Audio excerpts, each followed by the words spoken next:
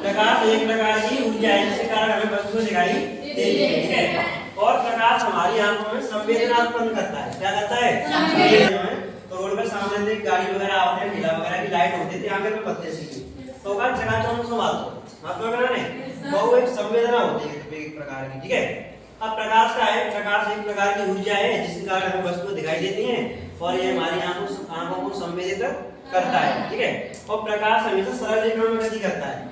क्या तो है? सरल रेखा में। सरल रेखा मतलब है सीधी रेखा में चलेगा, ना कि दूसरे गेट पे उसके दूसरे गेट पे आवे, ठीक है। जो हमें टॉर्च लगा रहे हैं जो करके गेट हो जाए, गेट में जो घूम के आवे प्रकाश ना ने आप सीधो सीधो चल दो एक सरल रेखा में, ठीक है। अब प्रकाश की चाल, प्रकाश की चाल का होता है 3.8 मीटर प्रति सेकंड होती है, ठीक है। और प्रकाश आगे तरंग के रूप में आगे बढ़ता है, आगे रूप में आगे बढ़ता है तरंग के रूप में, ठीक है। तो प्रकाश के बहुत सारे गुण हैं जिनके बारे में पढ़ेंगे। और प्रकाश की आवृत्ति का होता है भाई तरंग दैर्घ्य, प्रकाश की तरंग दैर्घ्य का होता है 3900 एंगस्ट्रॉम से 78 एंगस्ट्रॉम, ठीक है। तो ये प्रकाश के गुण हैं तो इनके बारे में पढ़ेंगे। और प्रकाश से नियम पढ़ेंगे, प्रकाश के परावर्तन के नियम।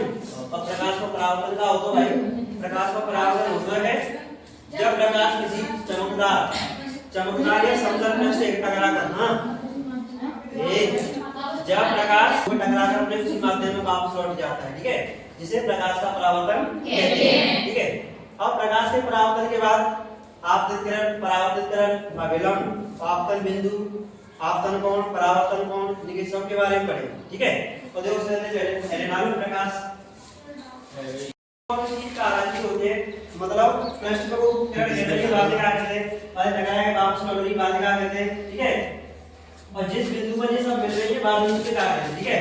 और जब कोई प्रकाश किसी प्रकाश वृत्ति आ रही है, ठीक है, और प्रकाश वृत्ति आ रही और परावर्तक सतह से टकराएगी, किसी परावर्तक सतह से टकरा के अपने उसी मार्ग में वापस लौट जाती है, ठीक है, अपने उसी मार्ग में वापस लौट जाती है। क्या कहते हैं? प्रकाश का परावर्तन। क्या कहते हैं? प्रकाश का परावर्तन। अब प्रकाश के परावर्तन में हमारी एक आपतित किरण होती है, एक आपतित किरण होती है। और आपतित किरण क्या होती है कि पृष्ठ पर किसी परावर्तक पृष्ठ पर गिरने वाली प्रकाश की किरण, किसी परावर्तक पृष्ठ पर गिरने वाली प्रकाश की किरण का कहलाएगी आपतित किरण, क्या कहलाएगी? आपतित किरण। और सेकंड नंबर है परावर्तित किरण, किसी परावर्तक सतह से अरे थोड़ी बार मदद में जाओ बोले यहां देख रहे परावर्तित किरण। परावर्तित किरण क्या होती है कि परावर्तक सतह से टकरा के वापस लौटने वाली, परावर्तक सतह से अपने मार्ग में वापस लौटने वाली प्रकाश की किरण का कहलाएगी परावर्तित किरण कहलाएगी, क्या कहलाएगी? परावर्तित किरण कहलाएगी, ठीक है। अब भाई अभिलंब, आपतित किरण, ठीक है, आपतित किरण और काय अभिलंब, आपतित किरण और परावर्तित किरण, आपतित किरण और परावर्तित किरण को अलग करने वाली एक सीधी रेखा या लंबवत रेखा, आपतित किरण और परावर्तित किरण को अलग अलग करने वाली एक सीधी रेखा क्या कहलाएगी? अभिलंब कहलाएगी, अभिलंब। अब आपतन बिंदु, आपतन बिंदु का होता है आपतित किरण, परावर्तित किरण और अभिलंब, और अभिलंब जिस बिंदु पर मिलते हैं उसे आपतन बिंदु कहते हैं, ठीक है। और क्या है? परावर्तक पृष्ठ, जिस पृष्ठ से प्रकाश का परावर्तन होता है उसे परावर्तक पृष्ठ कहते हैं। अब है प्रकाश के परावर्तन के नियम।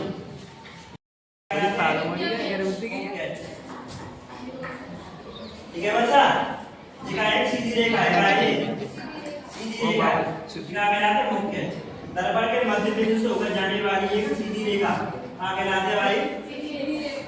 मुख्य अक्ष कहलाते हैं, क्या कहलाते हैं? मुख्य अक्ष, ठीक है। अब क्या है?